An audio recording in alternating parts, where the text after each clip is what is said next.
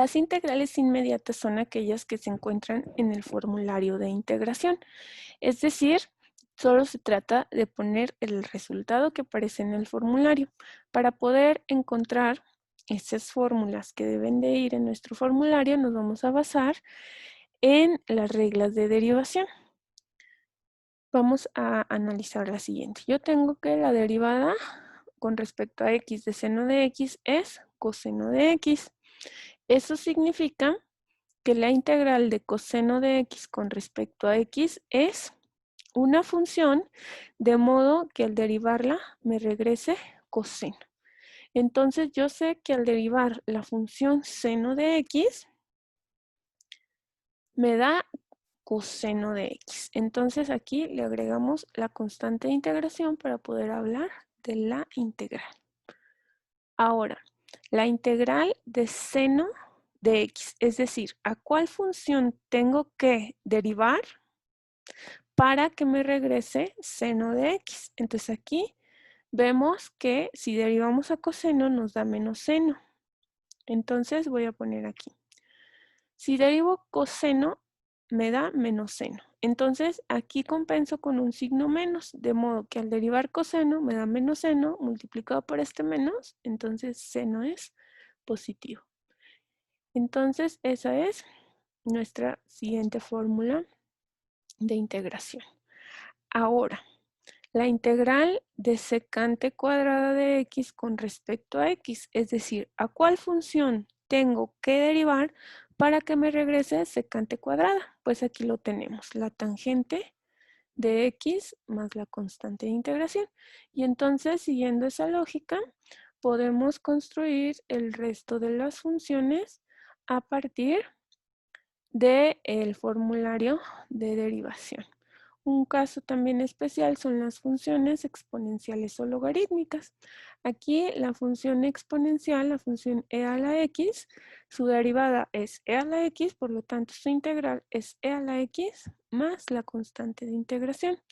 En el caso de la función a la x, la integral de a la x por el logaritmo de a, todo esto integrado con respecto a x, pues va a ser a la x más c. Aquí ocurre algo muy particular.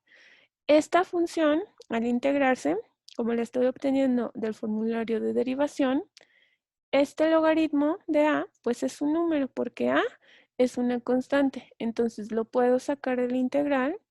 Me queda el logaritmo de a por la integral de a la x con respecto a x. Y acá hemos encontrado que es a la x más c. Ahora, como este logaritmo de a es un número que está multiplicando, lo podemos pasar dividiendo. Entonces, la integral de a la x con respecto a x es igual a la x más c sobre el logaritmo natural de a. Tenemos una suma, podemos separarlo. Entonces me queda a la x sobre el logaritmo natural de a más la constante sobre el logaritmo de a. Pero como es el cociente entre dos números, pues lo puedo generalizar en una misma constante de integración. ¿Sí? Y como último caso, voy a encontrar la fórmula de integración de 1 sobre x. ¿A quién tengo que derivar para que me dé 1 sobre x? Pues al logaritmo natural de x. Aquí lo tenemos. Más la constante de integración. Aquí en este caso debe de llevar valor absoluto. Entonces, si vemos, el 1 sobre x también se puede escribir como x a la menos 1.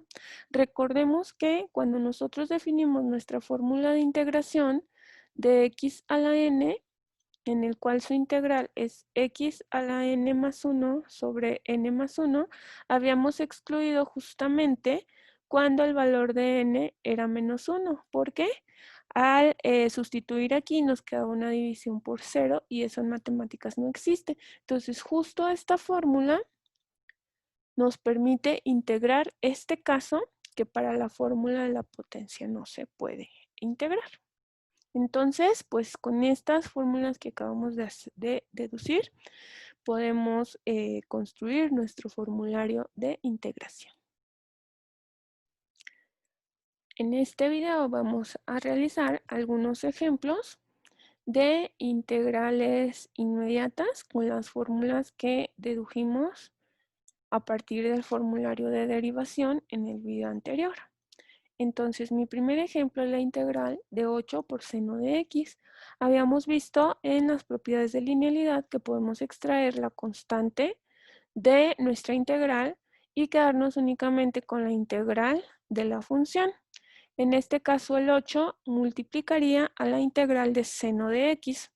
De acuerdo a nuestro formulario, la integral de seno de x es coseno de x, más la respectiva constante de integración. Cuando nos queda una expresión de este tipo, pues es conveniente reacomodarla. Extraemos el signo, luego el coeficiente que va a multiplicar a la función. Entonces, este de aquí es la integral de 8 seno de x. Un segundo ejemplo es la integral de 2 por la secante cuadrada de x integrada con respecto a x. Nuevamente, saco el 2 de la integral, lo voy a multiplicar por lo que me resulte de integrar la secante cuadrada. De acuerdo a nuestro formulario de integración, la integral de secante cuadrada es tangente de x, que va a multiplicar al 2, que era el coeficiente, más la constante de integración. En el caso de nuestro tercer ejemplo, la función a integrar es 3 por e a la x menos 1 sobre x. Integrado todo con respecto a x.